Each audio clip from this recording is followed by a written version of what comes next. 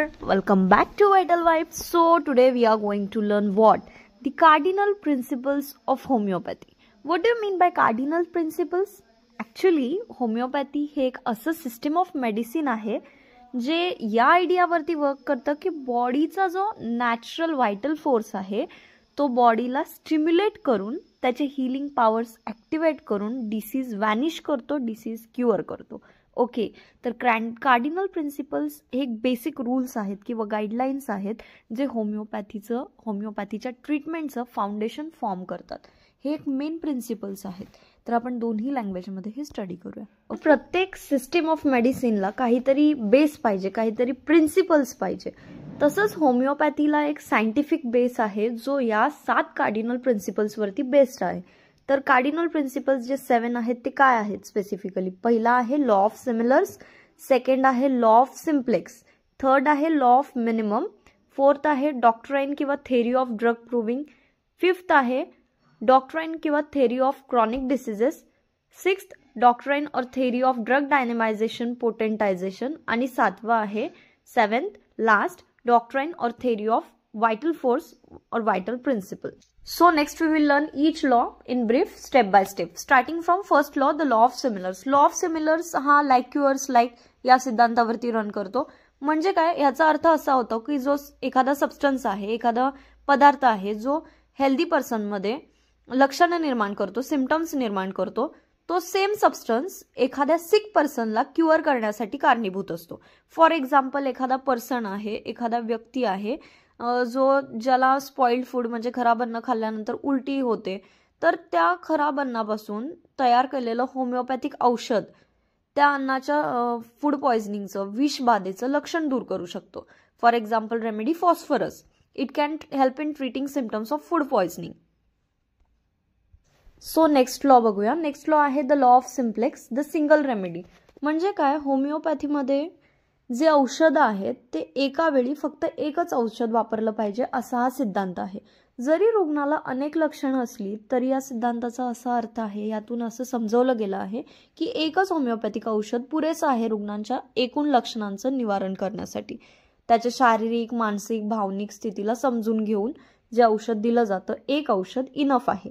त्यामुळे एकच औषध वापरणं म्हणजे गोंधळ कमी करणं किंवा उपचार जास्त प्रभावी करणं असं असतं. आणि दुसरं म्हणजे जर 2 किंवा मोर मेडिसिन्स मिक्स केले, 2 किंवा जास्त, तर ते एक तिसरा कॉम्प्लेक्स सबस्टन्स फॉर्म करू शकतात. फॉर एक्झाम्पल नक्स वोमिका आणि चॅमोमिला हे वेगळे वेगळे मेडिसिन्स आहेत, पण त्यांच्या मेडिसिनल प्रॉपर्टीज ज्यापासून ते बनलेत ओरिजिनल सबस्टन्स ते वेगळे वेगळे आहेत. तर त्यांच्या 2 प्रॉपर्टीज जर मिक्स झाल्या तर टोटली डिफरंट काहीतरी फॉर्म होऊ शकतं. तर हे असे मिक्स होणं मेडिसिनल प्रॉपर्टीचे सबस्टन्स हे अवॉइड करायचंय. त्यासाठी आपल्याला सिंगल रेमेडी द्यायची. आणि दुसरं म्हणजे की फिजिशियनला स्वतःला कळलं पाहिजे की कुठली मेडिसिन आपली वर्क झाली आहे. त्यासाठी एक मेडिसिन दिली तर त्याला त्याचं प्रोग्रेस कळू शकतं. It can be easy for him also.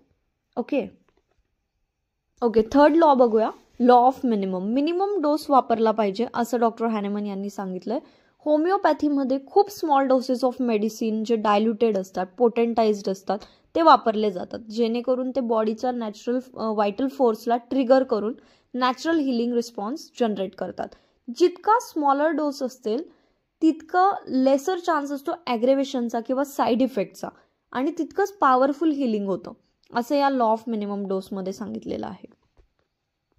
Fourth law आहे डॉक्ट्राइन ऑफ ड्रग प्रूविंग. तर अफॉरिझम 105 ऑर्गॅननचं जे आहे त्यामध्ये ड्रग प्रूविंग असं डिफाईन केलं आहे की the process of acquiring knowledge of instrument intended for the cure of natural diseases. म्हणजे the doctrine of drug proving हे एक प्रोसेस आहे ज्यामध्ये एक सबस्टन्स म्हणजे प्लांट, मिनरल किंवा ॲनिमल प्रॉडक्ट हे टेस्ट केलं जातं हेल्दी इंडिव्हिज्युअल्समध्ये ऑब्झर्व करण्यासाठी काय, द सिम्पटम्स जे प्रोड्यूस होतात ते सिम्पटम्स. ओके, म्हणजे आपल्याला सबस्टन्सचे थेरापेटिक प्रॉपर्टीज कळण्यासाठी ड्रग प्रूविंग केलं जातं. ही आयडिया ह्या बेसिसवरती रन करते की आपल्याला एखाद्या सबस्टन्सचे हेल्दी पर्सन्सवरती काय सिम्पटम्स आहेत हे कळतात. फॉर एक्झाम्पल बघूया, जर एखादा हेल्दी पर्सन आहे त्याला आपण स्मॉल डोस ऑफ आर्निका दिलाय तर त्याला ब्रुइसिंग किंवा मसल सोरनेस असे सिम्पटम्स एक्सपिरियन्स करू शकतो तो. त्याला हे सिम्पटम्स दिसू शकतात. हे काय सजेस्ट करतं की अर्निका हे ब्रुसेस किंवा मसल पेन ट्रीट करण्यासाठी वापरलं जातं. Theory of chronic diseases, 5th law आहे theory of chronic diseases. So theory of chronic diseases होमिओपॅथीमध्ये डॉक्टर सॅम्युअल हॅनेमन यांनी असं एक्सप्लेन केलं आहे की क्रॉनिक डिसीजेस जे असतात ते डिस्टर्बन्स किंवा इम्बॅलन्स ऑफ व्हायटल फोर्स याच्यामुळे अकर होतात. हे डिसीजेस जे आहेत ते सडनली डेव्हलप होत नाहीत आणि सडनली अपियर पण होत नाहीत, पण टाइम लागतो त्याला. तर क्रॉनिक डिसीजेस जे आहेत त्यांना इन्सिडियस इम्परसेप्टिबल ऑनसेट असतो, लॉंग ड्युरेशनचे असतात, जे डेथमध्ये सुद्धा एंड होऊ शकतात जर करेक्टली ट्रीट नाही केले तर. आता इन्सिडियस म्हणजे काय आणि इम्परसेप्टिबल म्हणजे काय? इन्सिडियस म्हणजे स्लोली रायझिंग, म्हणजे खूप वेळ घेतात, खूप वर्ष घेतात, ते लगेच एकदम सडन ऑकरन्स नसतं ॲक्यूट सारखं. इम्परसेप्टेबल म्हणजे पेशंटला माहीत नसतं किंवा कळत नाही की त्याचं केव्हा दुखणं सुरू. युजली क्रॉनिक डिसीजेस जे असतात ना ते सप्रेशनचा, लॉंग टर्म सप्रेशनचा इफेक्ट असतात, म्हणजे long term suppression of symptoms, improper treatments किंवा मेंटल इमोशनल स्ट्रेस. तर हॅनेमन यांनी क्रॉनिक डिसीजेसची 3 मेन कारणं सांगितलेत. आपले मायाझम्स, सोरा, सिफिलिस आणि सायकोसिस. सोरा म्हणजे मोस्टली क्रॉनिक डिसीजेसचं कॉज असतं, itching, skin conditions, weakness. Syphilis हे मोर सिरियस कंडिशन आहे ज्याच्यामध्ये डिजनरेशन ऑफ टिश्यूज होतं.